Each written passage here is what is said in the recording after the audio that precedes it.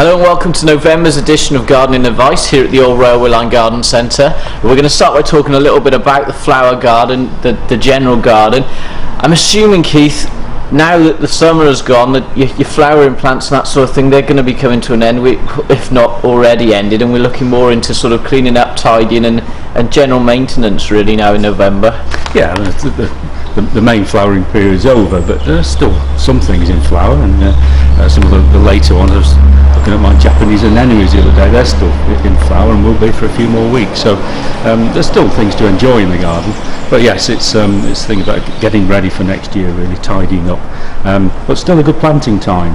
November, plenty of moisture in the soil, there's no doubt about that. It's still reasonably warm, and things you plant now will make decent root through the rest of this autumn and winter, and by next summer, when that's their most difficult time for them as young plants, they'll have a good root system, and it helps them get through that more difficult time. So planting shrubs, trees, perennials, alpines, anything really. I mean, we're standing in front of wallflowers. Really, the first half of November is the last time to get these wallflowers in, because these are bare rooted plants.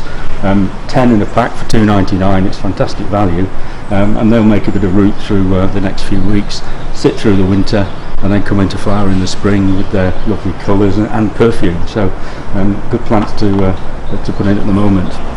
In the second half of November, it's the bare root hedging that kind of comes into play. That's not been lifted yet. They won't lift it till the leaves drop or they go brown. And when they're dormant in the second half of November or starting, then you start planting bare root hedging. Much more economical way of planting hedging than using pot grown plants. They're alright for filling the odd gap, but if you've got a good length of hedge to do, bare root.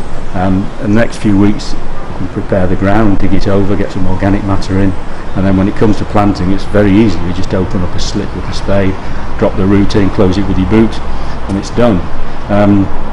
You can add bone meal, that's a good rooting compost. But you've got something there that you can use for when you're planting anything really. It was developed first for roses, because roses are poor rooters, and this was developed to try and help them with the rooting system. It's mycorrhizal fungi, beneficial fungi.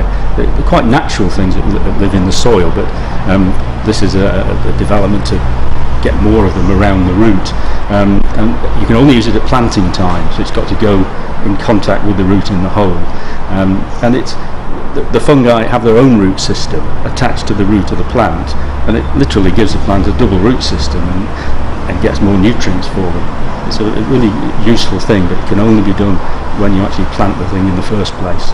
So root grow's well worth looking into this time of year. That's brilliant. Well, thanks very much, Keith.